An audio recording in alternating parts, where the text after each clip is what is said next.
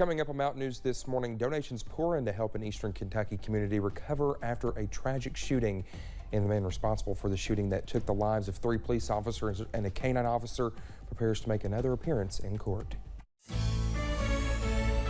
Dedicated to Eastern and Southern Kentucky, this is WYMT Mountain News this morning.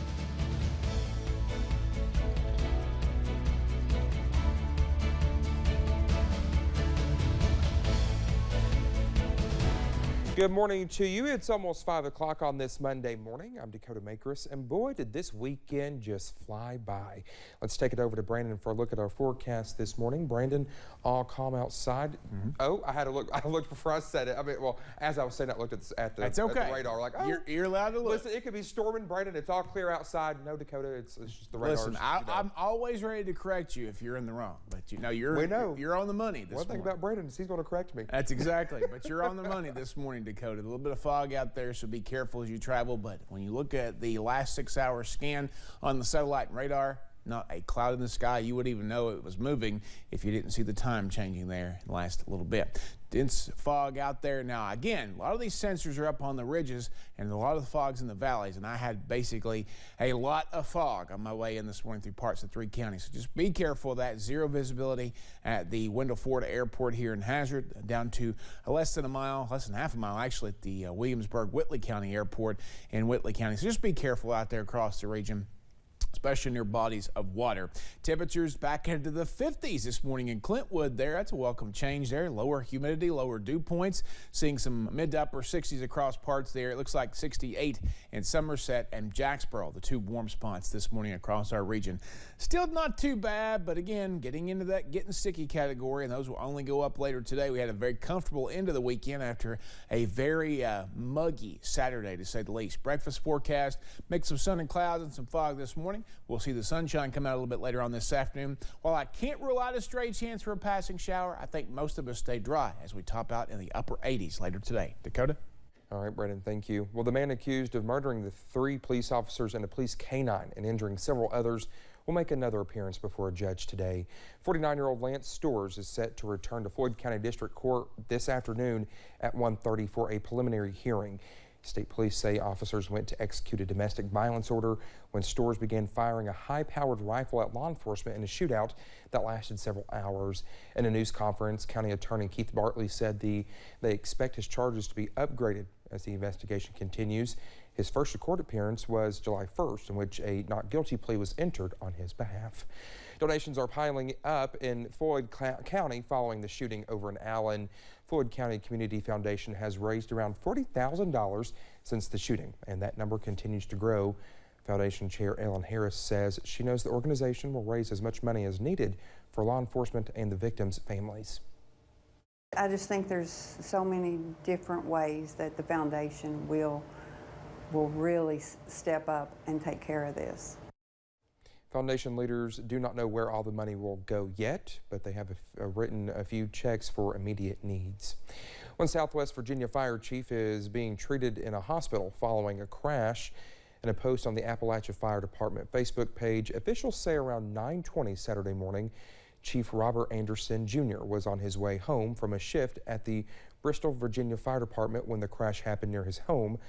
Officials say he was taken to a hospital before being taken to another facility for further treatment. In a recent update, fire department officials say Chief Anderson is doing better and is in good spirits. A historic building in Wayne County, West Virginia went up in flames during the weekend. Firefighters say the call came in around 4:45 Saturday morning for a fire at the old Wayne News building, now a woodworking shop. AEP shut off power to the building and Mountaineer Gas closed off the natural gas pipeline. Crews say it was a dangerous fire to tackle because of the chemicals stored in a back building. Officials were able to protect homes nearby and prevent any damage. The Watts Woodworking building was a total loss.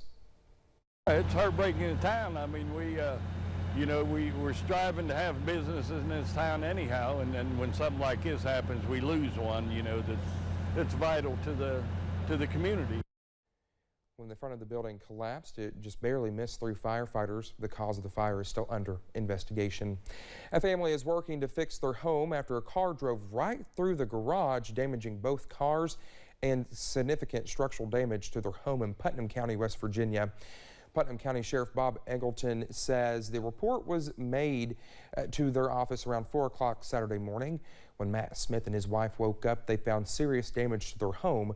The garage door was torn off, so the side of their garage and their cars were damaged. Matt says debris covered the driveway. When he described what happened, he says there is an oil trail on the road coming out of the same way the car came in. He says he can't believe the car was able to get away after driving over the stone wall. Driver came through here. It hit the side of my vehicle. The garage door smashed, went into my wife's vehicle. And so I've got damage to this vehicle and the other vehicle in the other bay. And of course, the garage door is completely gone. Matt says he knows the type of car from the debris left at his home. He says he just hopes deputies are able to catch the driver who is responsible. We continue to track the pandemic here in the Commonwealth. Nearly 40 Kentucky counties are seeing high levels of COVID-19. Here's a look at the new state map. Many counties are back in the red, including Perry, Leslie, Breathitt, and Pike counties. As of last Monday, the state's positivity rate is around 15.75%. Demonstrators took to the streets in our nation's capital again last week to demand a federal law guaranteeing the right to an abortion. For now, women in Kentucky can still get an abortion. Last week, a judge ruled a restraining order against the state's trigger law could stay in place. The trigger law was passed in 2019 by former Governor Matt Bevin and went into place when the Supreme Court overturned Roe v. Wade. Days later, the ACLU and Planned Parenthood asked for a restraining order against it. The judge approved it, but there should be another ruling in about 1 week. Overcrowded shelters are no longer a rare sight, but why are they reporting such high intake numbers? Owners surrendering their pets due to aggression or allergies is the main reason pets are brought into shelters. Another reason is lost pets brought in when people think they're strays. The ASPCA reports around 6.5 million animals enter shelters across the country each year. Officials say only 3.2 million animals get adopted, and the other 3.3 million are mostly euthanized. Well, thank you so much for getting your Monday morning started with us here on Mountain News this morning. When we come back, NASA prepares to give us some new images of our universe using a high-tech telescope. Stay with us.